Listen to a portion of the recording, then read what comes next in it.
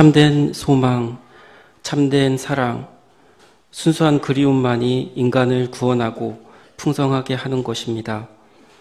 참으로 바라는 것이 있는 사람이라면, 참으로 절절하게 사랑하고 희망하고 그리워하는 것이 있는 사람이라면, 그가 사랑하고 소망하고 그리워하는 것을 향하여 당신을 위해 나의 생명까지 바치겠어요 라고 말할 수 있게 됩니다. 전태일 평전 일부를 인용하였습니다. 생명을 살리기 위하여 이 땅에 오신 주님, 우리의 온 몸과 뜻을 다하여 당신의 발자취를 따르게 하소서. 오늘 이 예배가 당신께 이르는 길이 되게 하소서. 참된 모습으로 우리에게 나타나신 예수 그리스도 이름으로 기도드렸습니다.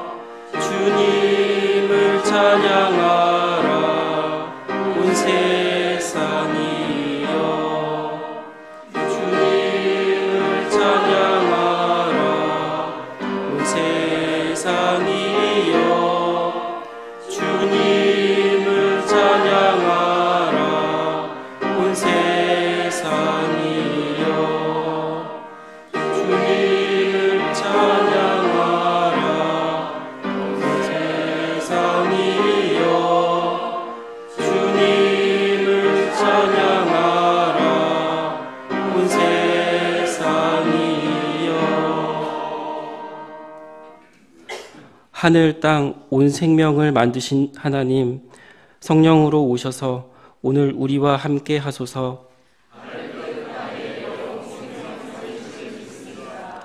생명을 살리고 평화를 일구는 바람으로 불어오소서.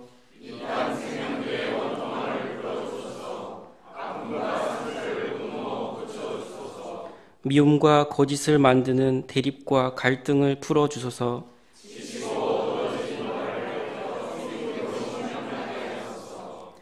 정의와 평화가 입맞추고 사랑과 진리가 춤추게 하소서.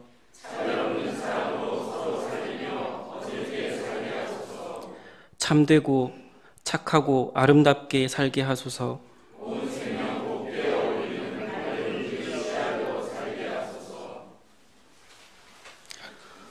윤승영 형제님께서 기도와 성서의 말씀을 봉독해 주시겠습니다.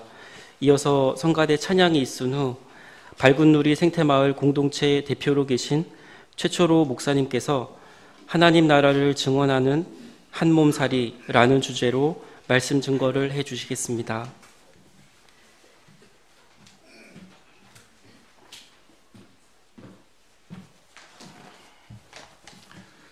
다 함께 기도하시겠습니다.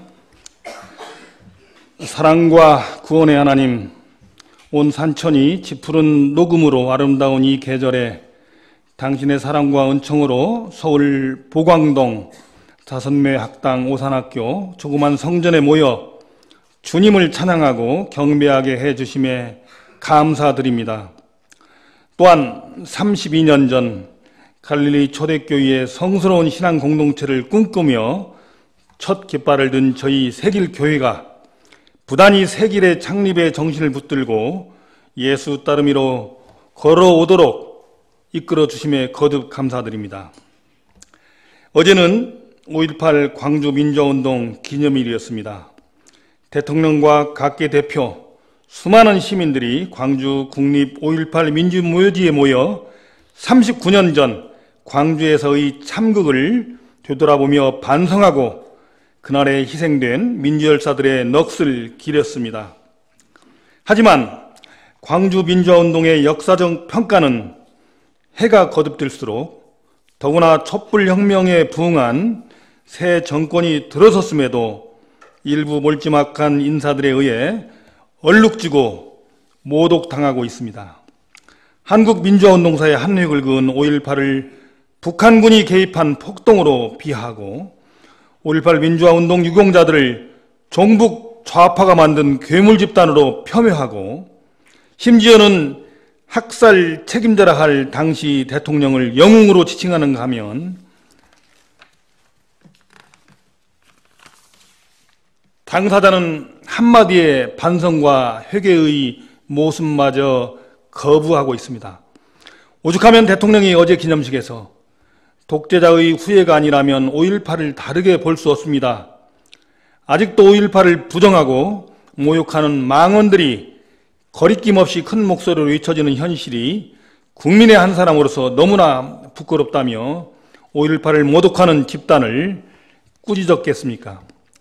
또한 아직까지도 39년 전 그의 참국의 완벽한 진상규명은 여전히 오리무중인 채입니다. 진상조사규명위원회 출범은 미뤄지고 있으며 학살 당사자들의 당치 않은 변명과 내몰라라 함은 날이 갈수록 도를 다하고 있습니다. 정의와 공의 하나님, 바로 그 정의와 공의의 뜻이 하늘에서 이루어지듯 이 땅에서도 속히 이루어져 다시는 그 같은 비극이 되풀이되지 않도록 이 분단의 땅 한반도에 성령의 은혜가 가득 내려주시길 기원합니다. 또한 돌아오는 23일은 노무현 대통령 10주기입니다. 민주적 가치와 원칙에 입각한 반칙 없는 세상을 꿈꾸었던 그분의 염원이 아직도 요원한 현실이 안타깝기만 합니다. 저희들이 그분이 못다 이룬 반칙 없는 사람 사는 세상을 만드는데 헌신할 수 있도록 용기와 지혜를 주시길 간절히 바랍니다. 마지막으로 오늘 봉독할 사도행전의 말씀을 되새기며 새 길의 앞길이 풍성해지길 기원합니다. 사도행전 2장의 말씀, 즉 그날의 신도의 수가 3,000명이나 늘어났다. 그들은 사도들의 가르침에 몰두하며 서로 사귀는 일과 빵을 떼는 일과 기도에 힘썼다는 구절은 예수 따르미를 지향하는 새길 가족이 항상 표대로 삼아야 할 복음입니다. 고대 이스라엘에서 우리가 항상 모든 사람에게 두려운 마음이 생겼다.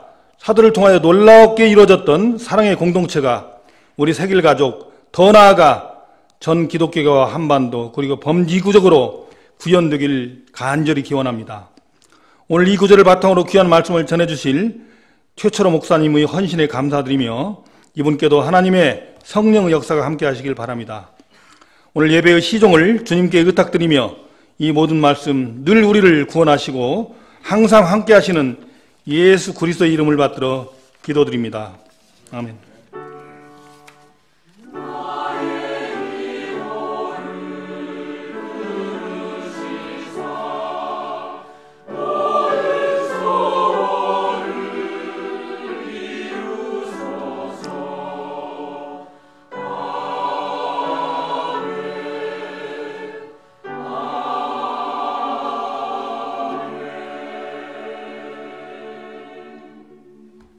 네, 성경 공독하겠습니다. 오늘 성서의 말씀은 사도행전 2장 37절부터 47절까지입니다. 사람들이 이 말을 듣고 마음이 찔려서 형제들이여 우리가 어떻게 하면 좋겠습니까? 하고 베드로와 다른 사도들에게 말하였다. 베드로가 대답하였다. 회개하십시오. 그리고 여러분 각 사람은 예수 그리스도의 이름으로 세례를 받고 죄 용서를 받으십시오. 그리하면 성령을 선물로 받을 것입니다. 이 약속은 여러분과 여러분의 자녀와 또 멀리 떨어져 있는 모든 사람, 곧 우리 주 하나님께서 부르시는 모든 사람에게 주신 것입니다. 베드로는 이 밖에도 많은 말로 증언하고 비뚤어진 세대에서 구원을 받으라고 그들에게 권하였다. 그의 말을 받아들인 사람들은 세례를 받았다. 이렇게 해서 그날에 신도의 수가 약 3,000명이나 늘어났다. 그들은 사도들의 가르침에 몰두하며 서로 사귀는 일과 빵을 떼는 일과 기도에 힘썼다. 모든 사람에게 두려운 마음이 생겼다. 사도들을 통하여 놀라운 일과 표징이 많이 일어났던 것이다. 믿는 사람은 모두 함께 지내며 모든 것을 공동으로 소유하였다. 그들은 재산과 소유물을 팔아서 모든 사람에게 필요한 대로 나누어 주었다.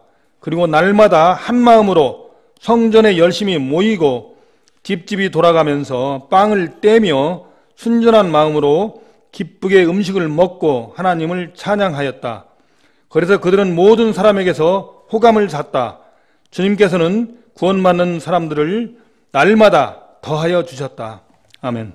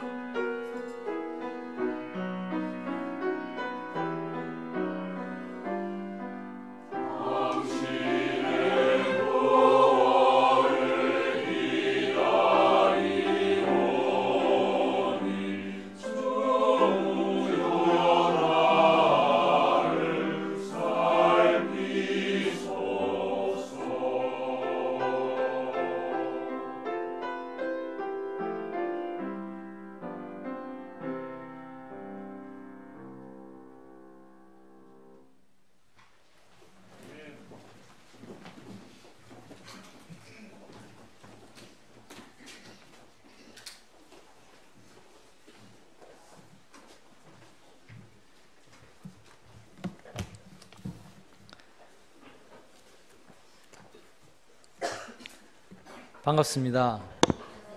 예, 오늘 만남을 인도해 주신 하나님께 감사드리고요. 세길 공동체 이전부터 한번 뵙고 싶었는데 이렇게 또 초대해 주셔가지고 기쁜 마음으로 왔습니다. 저희 밝은 누리 잘 모르실 텐데요. 저희는 91년도에 하나님 나라를 증거하는 증언하는 공동체에 대한 소망을 가지고 시작을 했고요.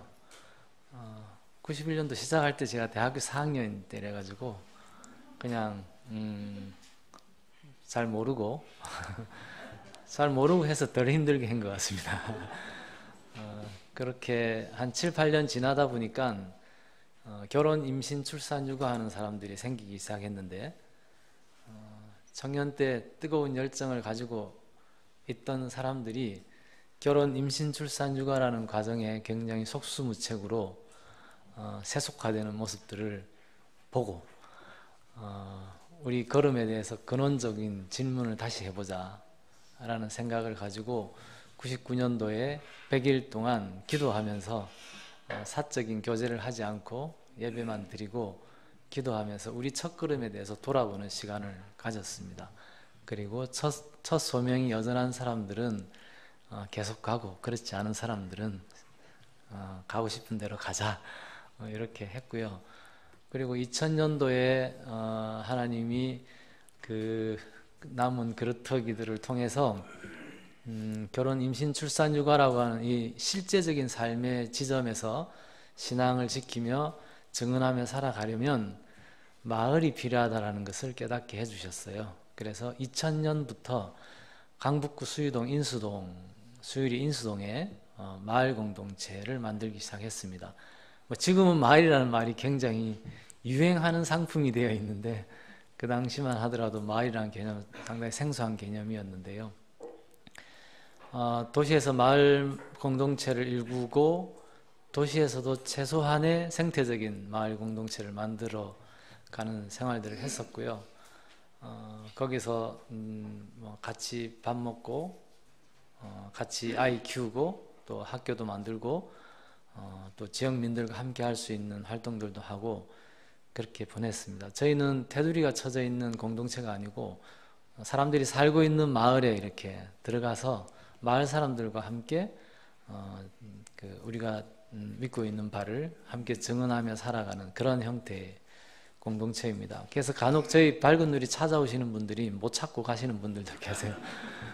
식당은 봤는데 학교는 봤는데 그러시고요.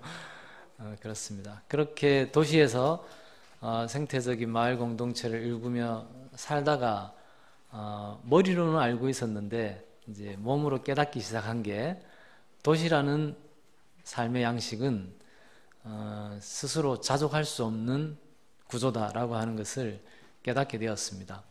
생산이 이루어지지 않고 소비를 기본으로 하고 있고 쓰레기를 구조적으로 양산할 수밖에 없는 이런 도시 문명은 자족 불가능하고 농촌이나 어촌이라고 하는 삶의 토대가 되는 살림의 토대가 되는 장을 기생하지 않고는 살아갈 수 없는 문명이라고 하는 것을 깨닫게 되었습니다. 그래서 분립개척을 하는데 농촌으로 분립개척을 하게 되었습니다. 그래서 2007년부터 준비를 해서 2009년도에 강원도 홍천에 농촌 공동체를 시작을 했습니다. 지금 딱 10년이 이제 된 거네요.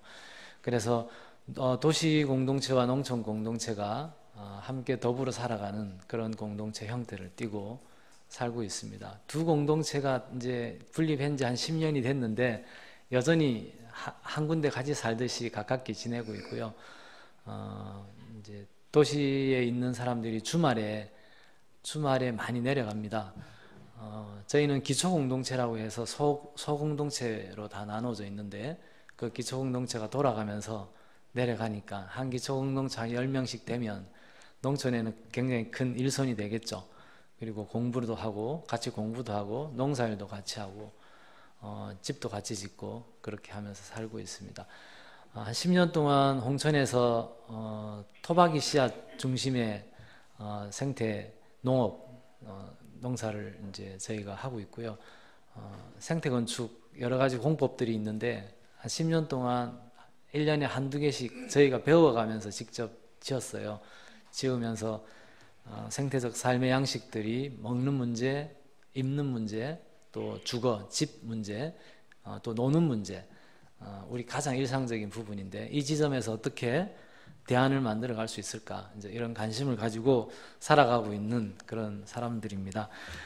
오늘 이제 함께 읽은 말씀의 기초에서 출발을 하게 되었고요. 아마 다 너무 잘 알고 있는 말씀이죠. 교회사나 신학사에서 보게 되면 너무 중요한 말씀일수록 실제 교회의 삶에 액세서리처럼 처리되는 부분들이 많이 있는데, 아마 사도행전 2장 말씀 또는 4장 말씀은 지금 우리 교회 현실들 속에서는 그냥 박물관의 이야기 정도로 되고 있지 않을까 생각합니다. 저는 어떤 교단이든 어떤 교회의 모습이든 교회의 본질, 교회의 근원에 대해서 늘 생각할 때에 생각의 중거점이 되는 것이 사도행전 2장과 4장에서 보여주고 있는 모습이 아닐까 생각을 하고 있습니다. 오늘 우리가 읽은 본문 말씀 바로 앞부분에 이제 성령 강림 사건이 있죠. 성령이 임하시니까 사람들이 술 취한 것 같다라고 조롱을 하는데, 그게 술 취한 게 아니라 새술에 취한 것이다 라고 베드로가 설교를 합니다. 설교 앞부분에 요엘서를 인용을 하는데, 그 요엘서 인용 부분에 성령에 대한 얘기가 나오죠. 성령이 임하시면 노인들과 자녀들과 젊은이들이 꿈과 예언과 환상을 보게 될 것이다, 이렇게 얘기를 합니다. 꿈과 예언과 환상의 공통점이 뭘까요? 꿈과 예언과 환상의 공통점은 현실의 강고한 힘을 초극하는, 넘어서는 힘을 가지고 있습니다. 보통은 연세가 많으신 분들은 옛날 얘기를 많이 하시고 옛날 우리 아이 얘기, 옛날 살았던 이야기들 많이 하시죠. 그래서 나이가 들어서 꿈을 꾸는 것은 쉽지 않습니다. 그런데 성경은 성령이 임하면 나이가 든 사람들이 꿈을 꾼다, 이렇게 얘기합니다. 어린아이들이 예언을 한다는 건 드문 일입니다. 보통 어르신들이 또 예언을 많이 하죠. 그런데 어린아이들이 예언을 한다, 이렇게 얘기합니다. 젊은이들이 꿈을 꾸고, 꿈과 예언과 환상이 세대별로 조금 나눠서 설명되긴 했지만 공통적인 것은 성령으로 말미암아 지금 우리 현실 속에서 너무 강고하게 작동하고 있는 권세, 그 권세가 강요하는 삶의 질서를 넘어서는 사건이 벌어진다, 이게 우리에게 증언하고 있는 말씀이었습니다. 원경선 선생님 혹시 아실지 모르겠습니다. 풀무원 만드셨던 분이신데요, 그분께서 90이 넘으셨을 때 제가 처음 뵙게 된 게 갑자기 전화가 오셨어요. 어딘가 모임에 가셨다가 식사를 하시다가 저희 공동체 얘기를 들으시고 그 자리에서 바로 전화를 하셔서 만나서 얘기를 하고 싶다고, 한번 와보겠다고 하시고는, 그 당시 괴산에 계실 텐데 괴산에서 새벽에 출발하셔가지고 아침에 일찍 수요일이, 그 당시에는 제가 수요일에 살고 있을 텐데 수요일에 오셨어요. 90 넘으신 어르신이 전화를 해서 바로 찾아오겠다고 해서 그 다음날 바로 찾아오시니까 뭔가 굉장히 기니 하실 말씀이 있으신가 보다 라고 생각을 했는데, 오셔서 하신 일은 당신이 어떤 꿈으로 사셨고 그 꿈으로 살아가는 가운데 어떤 것이 잘 안 되었고 그 속에서 새로 뭔가를 하고 꿈을 꾸고 있다는 젊은이들이 뭘 하고 있는지, 또 너희들은 내가 겪었던 한계를 어떻게 넘어서려고 하고 있는지, 넘어서고 있는지, 너희들의 남은 꿈은 무엇인지, 그리고 나는 이제 가지만, 이제 연세가 많으셨으니까 나는 이제 곧 죽을 때가 되었지만 내가 다 못다한 꿈이 있는데 너희들이 그 꿈을 이어갔으면 좋겠다. 그냥 꿈 얘기하고 가셨어요.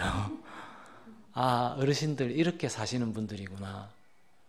90이 넘으신 분이 그 당시 제가 40대였는데 40대에 뭔가 열심히 활동을 하고 있는 사람들을 찾아와서 꿈 얘기만 한참 하시다가 가셨어요.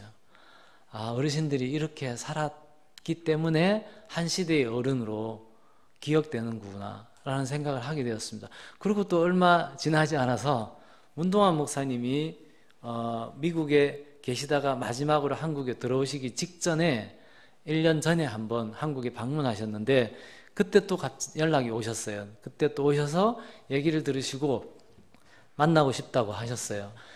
90이 넘으신 상태였습니다. 오셔서 인수동에 먼저 오셔서 대화를 나눴는데 홍천을 가보고 싶다고 하시는 거예요. 그 90 넘으신 분이 돌아가시기 전까지 홍천을 3번을 다녀가셨어요. 그 사모님이 먼저 편찬을, 지금 문동환 목사님은 돌아가셨지만 사모님이 먼저 편찬하셨기 때문에 문동환 목사님은 사모님 옆에 앉아 계시는데 여보 여기 너무 좋지 않소? 여기서 같이 우리 삽시다 살까? 어린아이처럼 그렇게 몇 번을 얘기하시는 얘기를 들었습니다. 또한 마찬가지였습니다. 오셔서 하시는 얘기가 뭐 신학적인 얘기, 그 즈음에 목사님이 또 책을 하나 내셨어요. 90 넘으셔가지고 도대체 나이와 상관없이 꿈을 꾸고 있는 이 힘은 도대체 어디서 나오는 것인가? 여전히 성경이 증언하고 있는 모습 그대로였습니다. 박형규 목사님도 돌아가시기 전에 90이 넘으셔가지고 저희 홍천까지 몇 번을 다녀가셨어요. 수도교회 처음 목회를 하시면서 당신이 처음 목회할 때 교회가 무엇이냐와 관련되어서 아주 순수할 때 깨달아서 얘기했던 것이 공동체에 대한 강조였습니다. 그거를 그때 젊을 때 설교하셨던 그 내용을 가지고 오셔가지고 그대로 하셨어요. 꿈을 꾸고 산다는 것은 그냥 젊은이들에게 성공을 위해서 젊은이여 꿈을 꿔라 이렇게 도구가 되는 것이 아니라 나이와 상관없이 품었던 하나님에 의해서 주어졌던 그 꿈을 잊지 않고 당신이 살아생전에 감당하지 못할 꿈이었다면 또 그것을 위해서 새로운 길을 가는 자들에게 그 꿈을 또 함께 증언하고 함께 계승하는 이러한 모습들이 참으로 놀랍고 힘이 되었다라는 생각을 했습니다. 제가 그분들을 90 넘어서 그 어르신들을 뵙고 나서 나도 참 몸을 가볍게 살았던 사람인데 살았는데 이분들 앞에서 내 몸이 너무 무겁구나, 우리 몸이 참 많이 무거워졌구나, 이런 반성들을 하게 되었습니다. 본문 베드로의 설교가 끝나고 나서 사람들이 첫 얘기가 뭐냐면 마음이 찔렸다라고 증언합니다. 마음이 찔려서 그럼 우리가 어떻게 살면 되겠냐 이렇게 이제 질문을 한 거죠. 저는 관건이 마음이 찔리는 게 관건이라고 생각합니다. 그러니까 나이가 들고 시간이 지나고 무언가 익숙한 일들을 오랫동안 하다 보면 이제 웬만한 얘기를 들어도 웬만한 현상을 봐도 웬만한 사건을 접해도 마음에 찔릴 일이 없습니다. 성경을 오랫동안 보면 성경의 지식 정보는 축적이 되지만 이제 성경을 통해서 내 마음이 찔릴 일은 거의 없어져 버리게 된다는 것이죠. 그거는 신학교에서 공부하는 과정에서도 똑같이 경험했던 부분들이었습니다. 많이 아는 것들이 마음을 굳게 만드는구나 하는 것들을 많이 경험했습니다. 오늘 이 본문의 말씀도 마음이 찔렸다라고 하는 거 굉장히 중요합니다. 뒤에 나오는 많은 수많은 유명한 구절들도 중요하지만 제가 주목한 것은 내가 평생 죽을 때까지 말씀 앞에서 또 하나님의 사건이 이루어지고 있는 모습들 속에서 그런 지체들의 모습을 보면서 내 마음이 여전히 계속 찔릴 수 있을까, 이게 중요한 관건이다라는 생각을 했습니다. 말씀은 질문과 찔림을 또 변화를 동반하게 되어 있습니다. 우리 골수를 쪼개는 게 말씀이었다라고 얘기를 하고 있습니다. 애통함과 간절함을 가지고 성경을 대하고 읽고 하는 것이 너무 중요하고 또 지체들과의 사귐들 속에서의 간절함을 회복하는 것이 관건이 아닌가 생각합니다. 굳어진 마음, 이 마음이 찔림이 없다라는 게 굳어진 마음일 텐데요. 그것이 체념과 무감각으로 나타나는 것 같습니다. 상품화된 종교, 저는 굉장히 한국의 가장 보수적인 교단에서 신앙생활을 시작했고 신학도 거기서 공부하고 했는데 거기서 보는 우리가 보통 극장 다니듯이 교회 다니면 되냐 이런 얘기를 그때 많이 듣고 하고 했는데 또 이제 이렇게 여러 사람들을 만나고 여러 교회들을 또 접하게 되면서 극장 다니듯이 교회 다니는 거는 보수교회만 그러는 게 아니라 진보적인 교회들도 비슷하구나라는 걸 많이 봤습니다. 그러니까 극장 상영 내용이 좀 진보적이다 보수적이다 차이가 있을 뿐이지 여전히 극장 다니듯이 다니고 있고 극장의 내용이 좀 생태적인 이야기가 전달되는 극장일 뿐이지 여전히 극장 다니듯이 교회를 다니는 신학교 가면은 교회의 가장 근본적인 문제를 썬데이 크리스찬이라고 얘기를 합니다. 썬데이 크리스찬 문제를 어떻게 극복할까? 이거는 신학 공부를 시작하기 전부터 또는 신학을 하지 않아도 누구나 다 아는 문제인데 어떻게 극장 다니듯이 교회를 다니지 않고 그리스도를 머리로 한 몸 된 것을 고백할 수 있을까? 이게 이제 중요한 주제라고 생각합니다. 종교가 교양이 되는 것은 종교의 타락이다. 종교의 타락을 나타내는 가장 전형적인 모습이 종교가 교양화되는 것이다. 그러니까 자기 삶의 찔림이라는 게 필요 없는 거죠. 지금의 내 삶을 이렇게 꾸며줄 수 있는 교양, 지식이 축적되는 것, 그런 문화적인 것이 축적되는 것, 그것이 교회가 된다면, 그게 종교가 된다면 그것은 타락한 종교다. 이거는 화이트헤드라고 하는 철학자가 했던 말입니다. 그거는 너무 중요한 공감하는 얘기입니다. 어떻게 말씀이 실제 우리 삶으로 들어올 것인가 이게 중요합니다. 저는 대학 다니면서 제가 지금까지 신앙생활 하면서 교회를 한 1년 동안 안 다니면서 방황을 한 적이 있는데 그때가 신학교 다닐 때 1년이었습니다. 그 20대 제 눈에 보이는 교회와 교단은 제가 감당하기 어려운 현실이었고 80년대 우리 역사의 현실은 또한 감당하기 어려운 현실이었고 그런 것 때문에 많이 방황을 했는데 방황을 하고 다시 신앙을 회복하면서 어찌 보면 한번 죽었다 살아난 사람으로서 말씀이 얘기하는 대로 그냥 살아보자. 뭐 이것저것 핑계 대지 말고 네 생각은 옳은데 현실은 그렇지 않아. 이런 얘기가 너무 듣기 싫었던 거죠. 네 생각은 좋은데 최도준사 네 생각은 좋은데 교회 현실은 그렇지 않아. 이런 얘기들이 너무 듣기 싫은 거예요.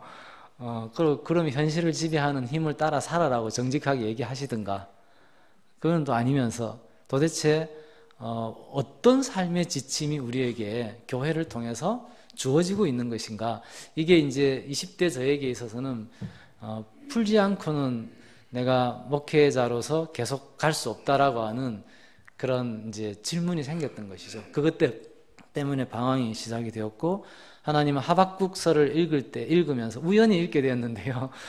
하박국서를 읽으면서 다시 신앙을 회복하는 은혜를 주셨습니다. 하박국이 던졌던 질문들이 제가 던졌던 질문이었고 방황이었고 고뇌였습니다.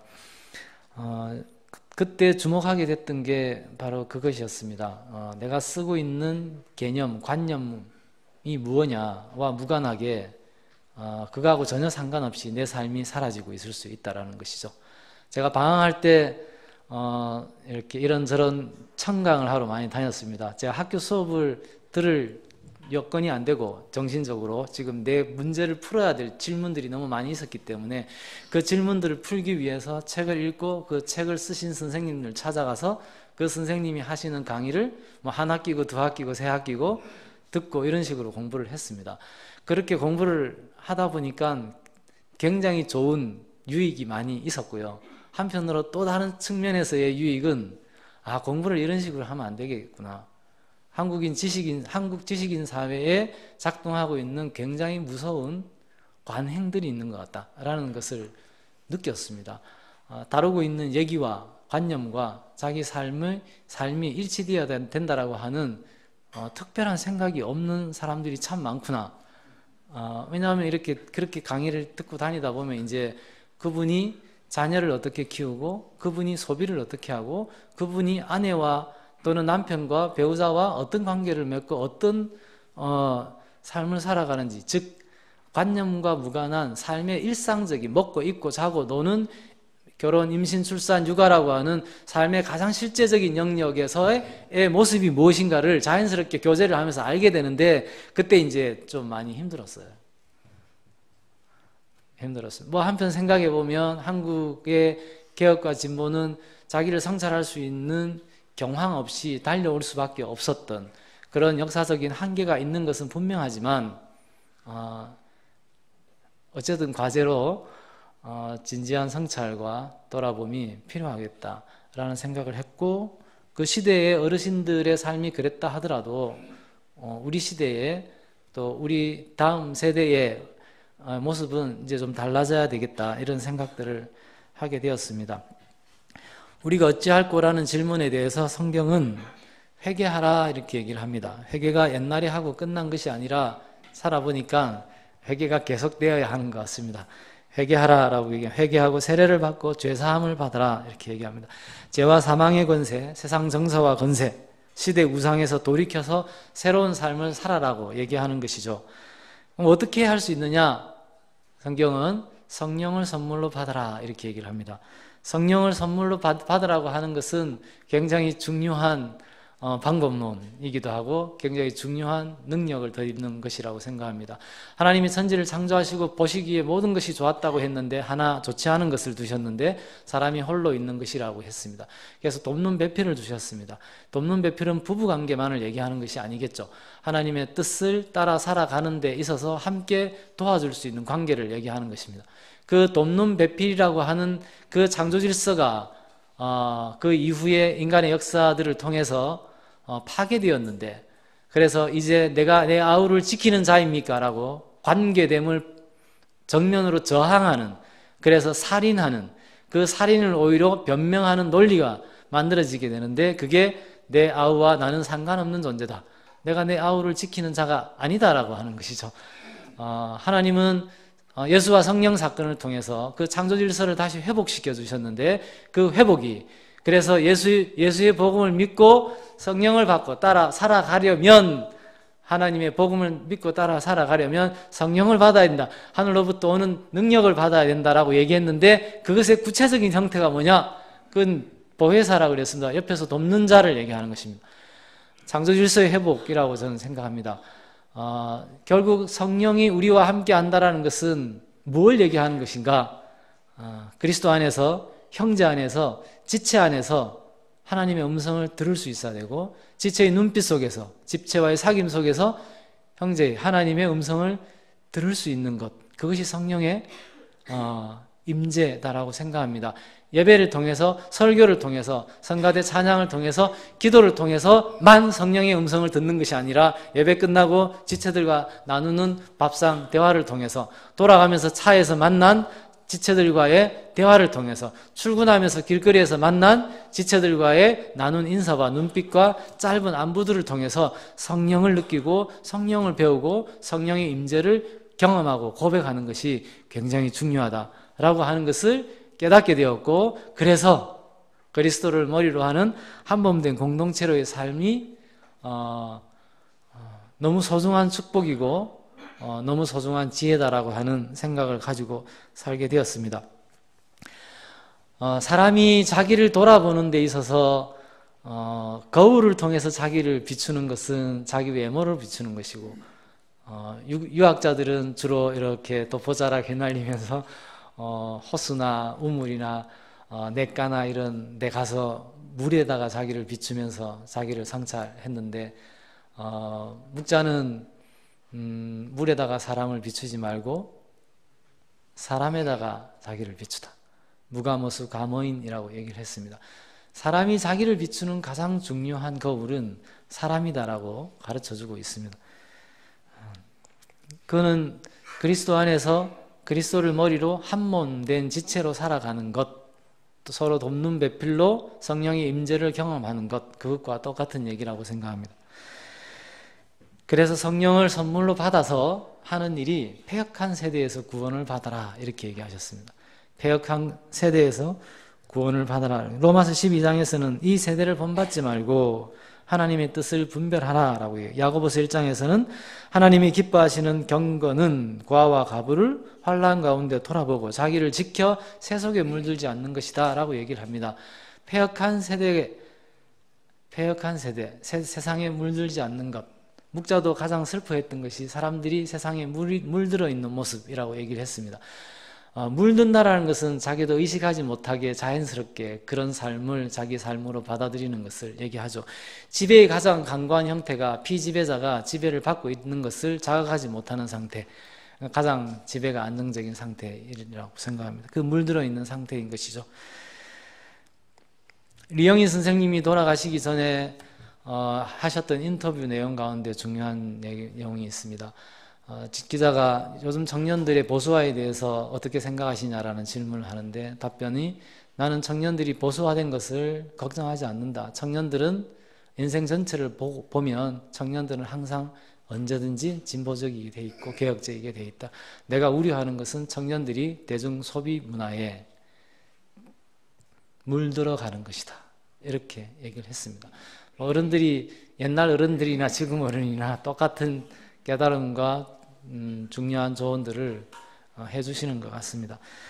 패역한 세대에서 구원을 받는 것이 굉장히 중요한 관건이겠죠. 패역한 세대라고 하는 것, 일상생활을 지배하는 힘이 있습니다. 이걸 좀 정직하게 우리가 성찰할 필요가 있지 않을까 생각합니다. 우울과 중독과 고독과 자살과 무자비와 폭력을 양산하고 있는 대중소비 문화의 작동들에 대해서 우리가 조금 더 관념으로가 아니라 우리 삶의 일상에서 명확한 문제의식들을 가지고 실천할 필요가 있지 않을까 생각합니다. 우리가 먹고 있는 수많은 과도한 육식들은 하나님이 소돼지 닭답게 만드셨는데, 우리가 가지고 있는 과도한 육식 문화는 그들이 하나님의 창조 질서에 맞게 키워지지 못하는 문화를 만들게 됩니다.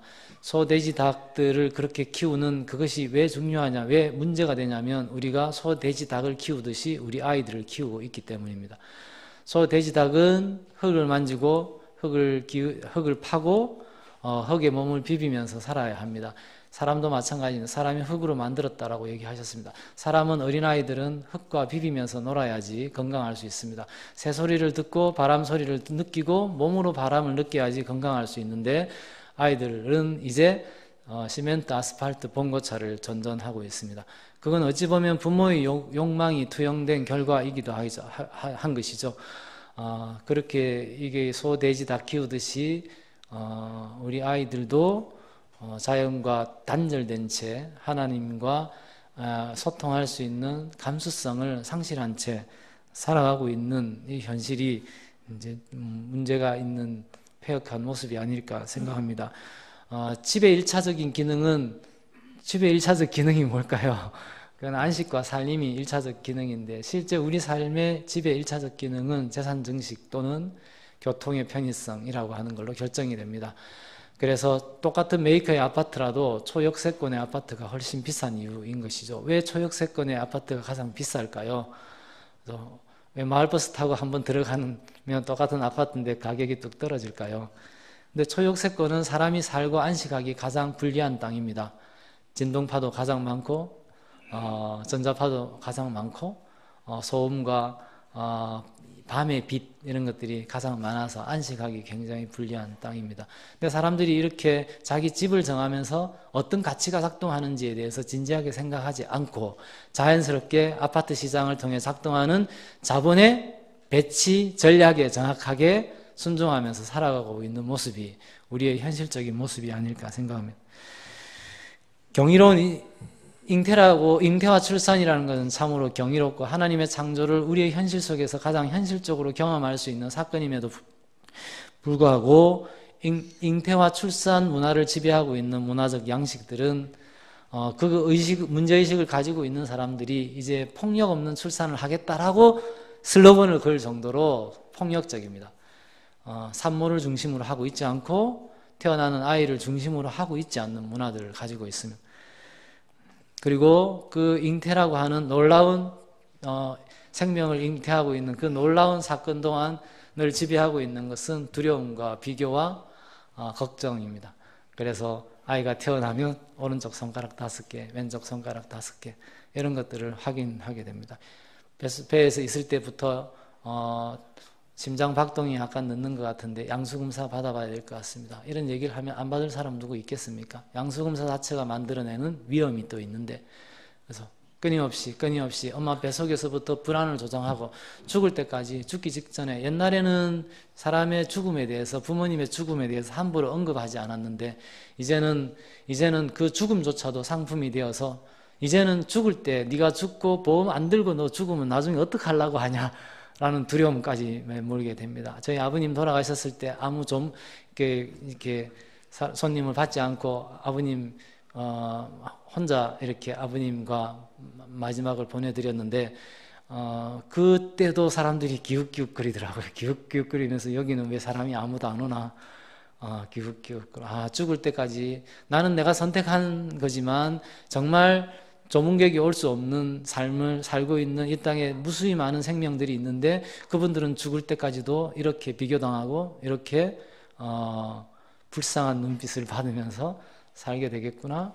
무엇 하나 돈이 없으면은 아무것도 되지 못하는 이런 참 폐역한 현실이구나 생각하고 있습니다. 우리 아이들이 300여 명 되는 아이들이 죽었는데 아직도 중요한 것들이 하나도 진상이 규명되지 못한, 우리가 이런 시대를 살면서 어떻게 폐역한 세대가 아니다라고 얘기할 수 있겠습니까? 그거를 감추려고 하는 사람들만의 책임이 아니라 지금 같이 살고 있는 우리의 책임이기도 한 것이니까요. 그래서 이렇게 폐역한 세대에서 구원을 받아라라고 얘기를 하고 있습니다.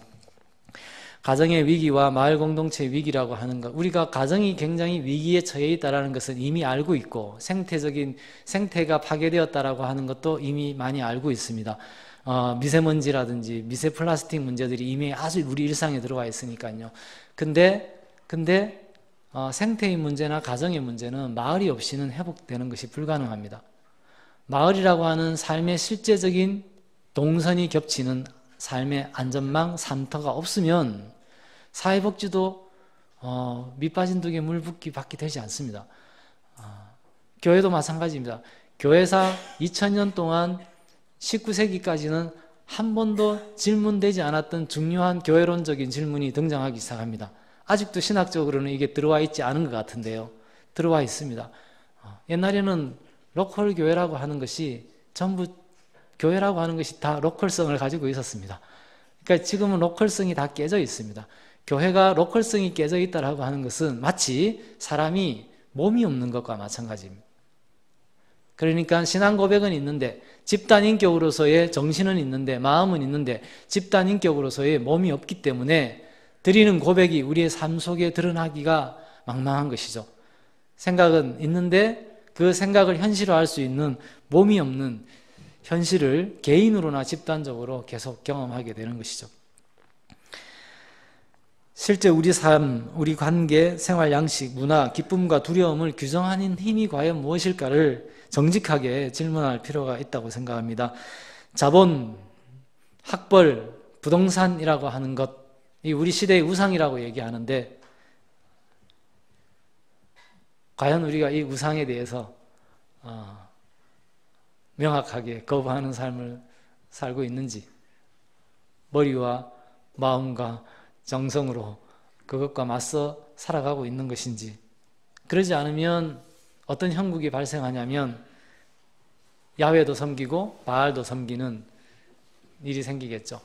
예수도 섬기고 부동산도 섬기고 예수도 섬기고 학벌도 섬기고 자본도 섬기는, 겸하여 섬기는 것입니다. 성경은 가장 위태로운 영적 현상을 겸하여 섬기는 것이다 라고 얘기합니다. 겸하여 섬기는 마음이 있으면 위기 상황이 오면 금송아지를 만들게 되어 있습니다. 금송아지는 광야에서 보고 배운 게 아니고 거기서 창조된 것이 아니고 애굽에서 보고 배운 것입니다. 익숙한 것이. 나는 엄마처럼 살지 않을 거야 라고 하는 딸이 삶의 구체적인 대안이 없으면 위기 상황이 되면 엄마가 하듯이 하게 됩니다. 아빠가 때리는 집에서 자란 아들들은 자기도 모르게 나는 아빠처럼 하지 않을 거야 라고 생각하는데 아빠처럼 하지 않을 수 있는 구체적인 삶의 대안과 관계를 만들어내지 못하면 위기 상황이 오면 욱하는 상황이 오면 아빠가 하듯이 하게 되더라는 겁니다. 하나님 나라를 어떻게 살아갈 것인가 하는 것은 이런 겸하여 섬기는 것에 대한 회개와 정직한 돌이킴에서 시작되어야 할 거라고 생각합니다. 하나님 나라를 정언하는 삶을 어떻게 살 것인가, 성령으로 거듭난 관계, 그리스도를 머리로 한몸 된 한몸살이를 통해서 가능합니다. 교회사를 보게 되면 많은 사람이 있다고 해서 하나님의 뜻이 온전히 이루어지는 것이 아닌 것을 명확하게 알 수 있습니다. 그건 예수의 명확한 노선이기도 했죠. 그렇습니다.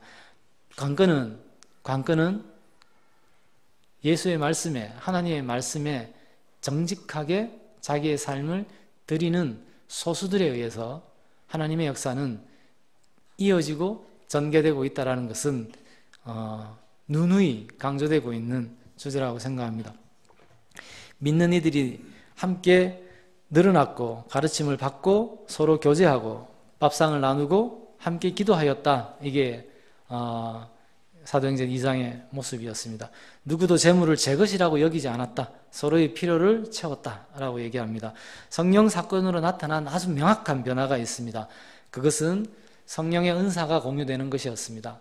방언만 주어진 게 아니라 은사가 주어진 거예요. 그 은사는 사람의 팔에 주어진 은사, 다리에 주어진 은사, 눈에 주어진 은사처럼 교회의 은사가 주어지는 것이죠. 그건 한 몸을 전제할 때 은사를 이해할 수 있습니다. 성령의 은사와 관련된 이야기들은 전부 교회의 몸됨이라고 하는 이야기와 다 맞물려서 나오고 있습니다. 은사가 공유되는 것, 물질이 공유되는 것, 그 아주 뚜렷한 두 가지였습니다. 은사는 비가시적인 것이고 물질은 가시적인 것입니다. 은사만 공유되고 있는 공동체에는 이상한 집단이 될 위험성이 있고요. 물질만 강요하고 있는 집단은 그냥 사회적 조직으로 전락할 위험이 있습니다. 은사와 물질이 어떻게 공유되고 있는가 하는 것들은 성경이 우리에게 뚜렷하게 보여주고 있는 표징이었습니다. 마음을 같이하여 한 마음 한 뜻이 되어 서로의 필요를 함께 해결하고 그래서 그들에게 핍절한 사람이 없었다라고 증언하고 있습니다. 저는 사도행전 2장 4장의 증언 가운데 가장 중요한 것은 그걸 같이 썼다, 같이 나눴다, 다 나눴다, 이것보다 중요한 것은 그들에게 핍절한 사람이 없었다라는 것이 핵심이라고 생각합니다. 저희는 기초공동체로 나눠져서 한 10명 정도 되는 사람들이 기초공동체 한 25개 정도가 있습니다. 그래서 주일날 예배도 기초공동체별로 다 예배를 드리고 한 달에 한 번씩 모여서 연합예배 이렇게 다 같이 모여서 예배를 드립니다. 기초공동체 목회위원들은 다 평신도 드리고요. 그래서 평신도들이 하는 역할들이 굉장히 많습니다. 그냥 교회 운영에 참여하는 주체 역할만 하는 것이 아니라 실제 10명 정도 되는 작은 교회 담임 목회 역할들을 다 합니다. 밝은 누리에 들어오고 나오고 누군가가 영입되고 말고 목회 상담을 하고 거기에 장례가 나고 거기에 여러 가지 이제 잔치가 있고 하는 모든 소위 이제 그 목회 상담이나 이런 해야 될 역할들은 다 거기서 다 이루어집니다. 그러니까 저는 누가 우리 친구들 중에 같이 사는 지체들 중에 누군가가 장례가 났다 그러면 저는 조문객으로 참여합니다. 주재하는 사람으로 참여하는 게 아니고 거기 평신도 목회위원들이 그걸 집례하고 인도하고 하고 있습니다. 그런 걸 통해서 은사가 굉장히 다양하게 나타나는 걸 경험합니다. 배우게 됩니다. 상담학을 전공한 친구가 아닌데 어떻게 저렇게 상담을 잘할까? 사람들의 마음을 저렇게 잘 이해하고 잘 풀어줄까? 저 친구는 성경 신학을 공부한 게 아닌데 어떻게 성경을 읽고 말씀을 나눔을 저렇게 힘있게 잘할까? 그런 해석학적 능력, 영감 이런 것들이 그냥 엔지니어로 살았던 친구들에게도 어떻게 저렇게 잘 나타날까? 이제 이런 것들을 보고 배우게 되는 것이죠. 나눔의 드림이라는 것을 합니다. 500만 원 버는 사람 50만 원 내는 거랑 88만 원 버는 사람 8만 8천 원 내는 것, 이거는 예수님이 가장 싫어하셨던 율법 적용 방식이라고 생각합니다. 우리가 국가에서 법 세금을 거둘 때도 500만 원 버는 사람한테 50만 원 걷고 88만 원 버는 사람한테 8만 8천 원 버는 직접세는 공평케 하는 원리에 맞지 않다라고 해서 누진세라고 하는 걸 만들지 않습니까? 500만 원 버는 사람에게 50만 원은 여가비 중의 일부고 88만 원 버는 사람에게 8만 8천 원은 생계비 중의 일부입니다. 계속 힘들 수밖에 없는 구조고 계속 한쪽은 여유 있게 낼 수 있는 구조가 됩니다.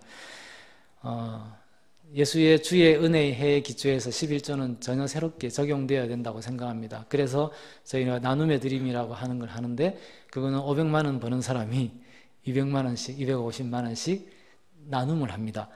그리고 88만 원 버는 사람이 자기가 할 수 있는 여건에 맞게 만 원씩, 2만 원씩 합니다. 그것이 11조가 온전하게 주의 은혜의 해, 희년의 원리에 맞게 공평케 되는 원리에 맞게 이루어지는 방식이라고 생각합니다. 실제로 저희 공동체 지체들은 그걸 자원에서 결정을 합니다. 누가 얼마를 정하는 것이 아니라 그 자원에서 결정을 합니다. 그렇게 하더라도 돈을 많이 버는 사람은 저희가 이제 그 가난한 친구들이랑 이렇게 수입들을 비교를 해봤는데 한 10배 정도 차이가 나더라고요. 수입은 10배 정도 차이가 나지만 지출은 단순 소박한 삶을 살게 되게 되면 지출은 차이가 없어지겠죠. 그러면 이쪽은 많이 남게 됩니다. 남으면 그 돈을 어떻게 하면 될까요? 어떻게 하면 될까요? 지체들이 살아가는 많은 삶의 과정들 속에 필요한 부분들이 생깁니다. 그러면 그거를 청지기로 관리하고 있다라고 생각하고 필요가 생길 때에 나누면 되는 것이죠. 다 모아서 다 가지고 있냐? 그렇지 않냐? 이건 본질이 아닙니다. 아까 말씀드린 대로 서로 안에 핏절한 사람이 없었다라고 하는 것이 본질이죠. 어차피 다 모으든 각자 관리하시든 다 어떤 은행에 다 들어가서 은행에서도 다 관리하지 않습니까? 그 중요한 문제가 아닙니다. 재물은 하나님의 것이라는 전제가 명확하다면 재산을 다 모아서 하나 각자 가지고 청지기로서 관리하며 나눔을 하나 저는 똑같은 거라고 생각합니다. 실제 저희 공동체에 그런 두 가지 형태들이 다 있는데 저는 똑같은 모습들을 보고 있습니다. 이것이 성경이 가르쳐주는 또 저희가 나름 고백하고 있는 삶의 모습들이었고 이런 것들을 실천할 수 있는 구체적인 형태, 구조, 그것을 마을이라고 고백을 하고 있습니다. 밥상에서 밥을 같이 먹습니다. 마을 식당을 만들어서 밥을 같이 먹습니다. 밥을 같이 먹으면 집집마다 김치 냉장고가 필요 없어집니다. 그리고 청년들이 결혼을 하면서 큰 냉장고를 혼수품으로 사지 않습니다. 이제 그렇게 되다 보니까 내가 검소하게 살겠다라는 도덕적 결단을 하는 것이 아니고 그 삶의 마을이라는 삶의 관계망 속에서 자연스럽게 이루어지는 것이죠. 획일적으로 다 뭘 하는 이런 걸 굉장히 저희는 위험하다고 생각합니다. 자원에서 자발적으로 이루어지되 하나님 나라의 가치, 생명평화의 가치대로 살아가는 것, 더불어 사는 삶의 가치들을 만들어가는 것, 이거 중요하다고 생각합니다. 시골에서 부모님들이 올라오시면 마을 밥상에서 밥을 드시고 마을 찻집에서 차를 드시고 집에는 잠깐 들렀다 가시는, 그러니까 이렇게 마을의 밥상이 되고 식당이 되고 마을의 거실이 되는 이런 게 가능하게 되는 것이죠. 마을 도서관 만드는데 프로젝트 지원을 받아가지고 새 책을 꽂아놓고 하는 것이 아니고 각자 자기 집에 있는 책들을 다 모아가지고 이런 공간에다가 다 모아놓으면 그게 마을 도서관이 된 것이죠. 저 같은 경우는 책만, 서재만 2방, 3방이 필요한 뭐 그런 사람들 많이 있을 텐데, 그죠? 다 모으게 되면 도시에서 생활하는데 방 2개가 없어도 되는 삶이 되는 겁니다. 그렇게 되게 될 때 주거비는 또 얼마나 떨어지겠습니까? 자동차를 같이 탑니다. 저희는 식당을 중심으로 걸어서 10분 정도 되는 거리에 대부분 삽니다. 청년들은 공동생활을 하고 결혼한 사람들은 그 10분 정도 되는 거리에 살고 있는데, 그러면 그런 사람들이 차를 전부 누구나 보험으로 바꿉니다. 누구나 보험으로 바꾸게 되면 개별 가정의 보험료는 조금 올라가지만 100대가 있었던 데에서 50대로 줄어들 수 있습니다. 그렇게 되게 되면 이제 필요한 대로 자동차를 타는 것이죠. 전동 드릴 같은 거 1년에 한두 번 쓸까 말까 하는 거 집집마다 둘 필요 없고, 카메라 이런 거 다 볼 필요 없겠죠. 그럼 마을 나눔터에다가 다 공유를 하고 있습니다. 그러면 어쨌든 이런저런 삶 자체가 우리가 왜 자본에 주눅든 삶을 넘어서는 게 왜 힘든가라고 이렇게 하소연할 것만이 아니고 우리의 삶의 실제적인 대안들을 먹고 입고 자고 결혼, 임신, 출산, 육아라고 하는 아주 구체적인 삶의 현장들 속에서 삶의 대안들을 만들어내면 나의 의지나 나의 결단력과 무관하게 내가 그러한 삶을 살 수 있게 되는 것이죠. 그걸 두고 우리 선조들은 하나님의 은혜였다라고, 내 힘으로 한 것이 아니라 하나님의 은혜였다, 이렇게들 고백하셨던 것 같습니다. 그런 뜻, 그런 마음들 속에서 아까 말씀드린 것처럼 우리는 농촌을 억압하고 착취한 상태에서 만들어진 도시문명이라고 하는 도시인으로서의 공동의 죄책을 고백하고, 농촌을 어떻게 하면 살릴 것인가, 농촌과 어떻게 하나가 될 것인가 라고 하는 주제를 가지고 살아가는 것, 굉장히 중요한 이제 남은 과제라고 생각합니다. 농촌을 살리는데 농촌에 지원금을 추구하는 것이 아니고, 소비자조합, 도시소비자조합원이 농촌 생산자 조합원을 관리 감독하는 이런 형태의 상생의 구조가 아니고, 부모와 자식 간의 연대로서의 농촌과 도시의 연대를 만들어낼 필요가 있겠다. 유통자본화되게 되면 유기농 시장도 결국은 유통자본의 논리에 대로 갈 수밖에 없기 때문에, 공동체가, 신앙 공동체가, 도시에 있는 공동체가 뜻을 가지고 농촌에 분립을 해서 그렇게 해서 한 몸이 되면, 그러면 부모 자식 간의 연대가 될 수 있지 않을까. 이제 이런 소명과 전략을 가지고 강원도 홍천과 서울 인수동에서 함께 마을 공동체를 일구면서 살고 있습니다. 하나님 나라를 증언하는 삶의 양태들은 굉장히 다양할 거라고 생각합니다. 여러 모습이 있을 수 있다고 생각합니다. 그건 교회의 모습도 마찬가지고 신자들의 삶의 모습도 마찬가지라고 생각합니다. 그러나 명확한 것은 그리스도를 머리로 한 몸 되고 있는가, 이게 중요하다고 생각합니다. 여기를 누르면 편두통이 나아요. 여기 혈자리가 있습니다. 저는 20대 때 편두통이 심해가지고 문익환 목사님의 파스요법 책을 읽으면서 공부를 했었습니다. 파스도 없으면 손톱으로 누르면 됩니다. 손톱으로 누르면 여기 혈자리가 됩니다. 저는 교회를 내가 10년 다녔다, 20년 다녔다, 신앙생활을 10년 했다, 20년 했다, 뭐가 달라지느냐, 여기를 눌렀는데 여기가 낫더라는 경험들을 자꾸 해야 된다는 것이죠. 뭐가 다른 게 있겠습니까?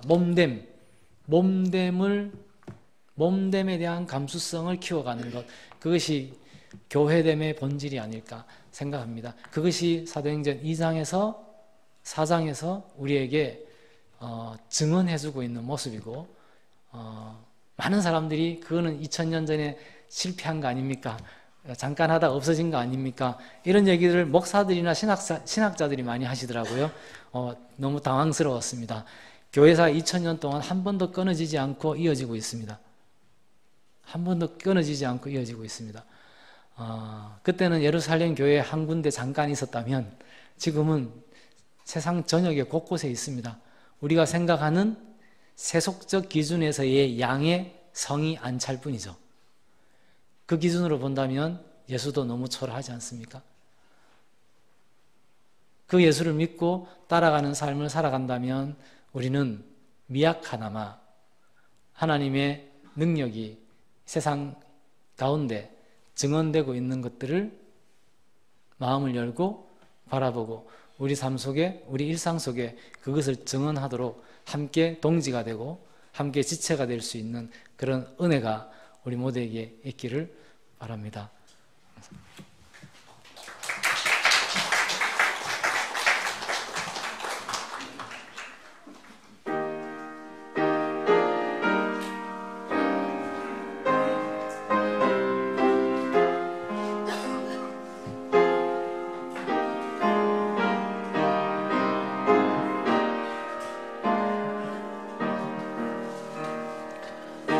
세상의 어떤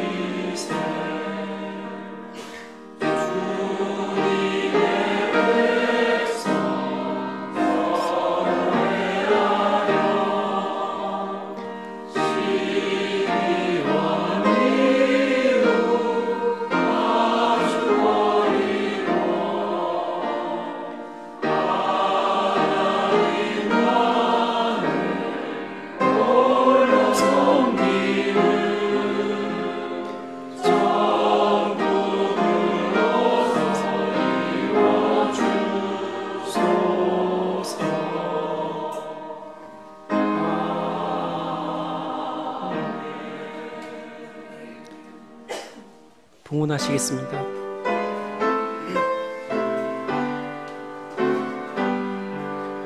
나의 보화 드리니 주여 받아주셔서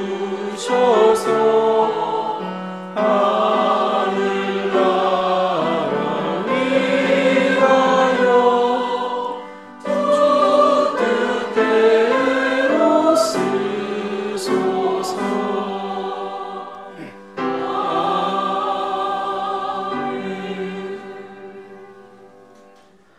주님, 작지만 우리의 마음을 모아 가진 것의 일부를 드립니다. 희망을 심고 생명을 살리는 일에 쓰이도록 받아주시옵소서. 예수님 이름으로 기도드렸습니다.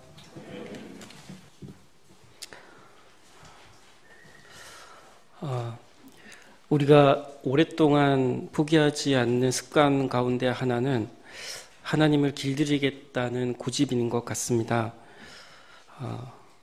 우리의 계획과 욕심에 맞는 크기로 하나님을 축소하려고 합니다.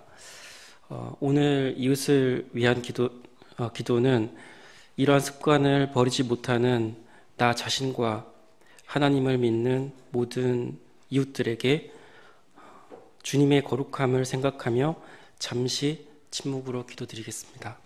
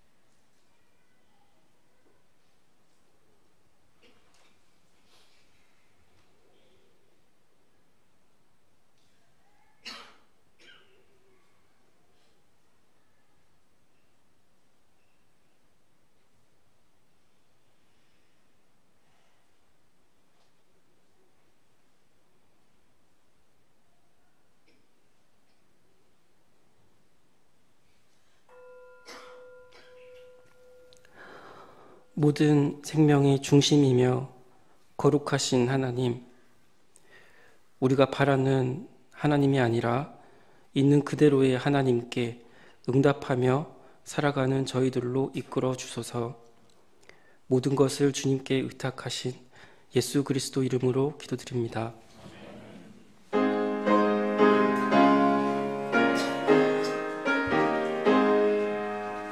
진리와 생명 되신 주 이름을 바치옵니다.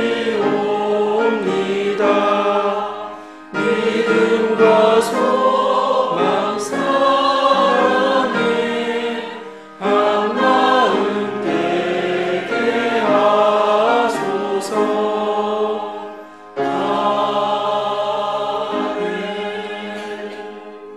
새길 신앙 고백을 드리겠습니다. 우리는 우주 만물을 창조하시고 역사를 주관하시며 품어 인도하시는 하나님을 믿습니다. 악으로부터 우리를 해방하여 새 사람으로 일으켜 주시는 예수 그리스도를 믿습니다.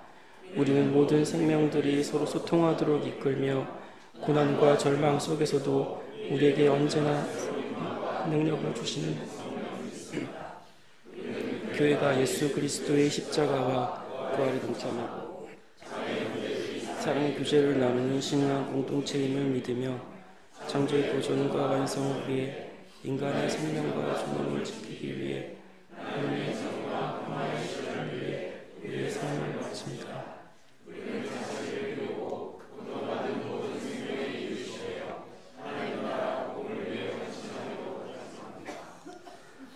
경쟁의 긴장과 승리의 집착이 없어도 이 세상은 충분히 아름답게 서로 기대며 살아가는 공간임을 일깨워 주신 주님, 우리가 일상에 돌아가서도 다른 이들과 참다운 사랑의 삶을 나누는 복된 모두가 되게 하옵시며 주님께서 가르쳐 주신 기도로 다짐하게 하소서. 하늘에 계신 우리 아버지, 이름이 거룩히 여김을 받으시오며 나라의 임하시며 뜻이 하늘에 같이 땅에서도 이루시리이다. 오늘 우리에게 이룩을 양식을 주옵시고 우리가 우리에게 죄진 자를 사하여 준 것 같이 우리의 죄를 사하여 주옵시고 우리를 시험에 들게 하지 마옵시며 다만 악에서 구하옵소서. 그의 나라와 권세와 영광이 아버지께 영원히 있사옵나이다. 아멘.